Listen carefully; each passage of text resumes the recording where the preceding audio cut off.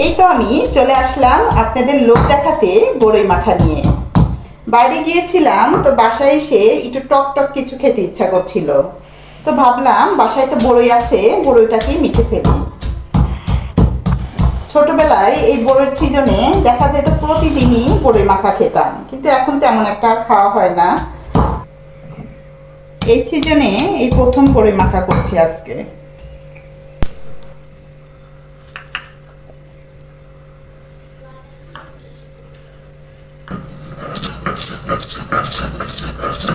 মনে হচ্ছে তো খুব মজা হবে মাখাটা। বড়ই, কাঁচামরিচ, ধনিয়া পাতা, মানে সুন্দর একটা ফ্লেভার বের হয়েছে তিনটা। হ্যাঁ, কালারটা সুন্দর আসবে। মানে এটা দিয়ে বড়িটাকে মাখবো। দেখো কি সুন্দর স্মেল, তাই না? হ্যাঁ, সুন্দর স্মেল আসছে। দেখছো কি সুন্দর কালার এসেছে। দেখেই মনে হচ্ছে দারুণ হবে। Baba, wenn die bereit sind.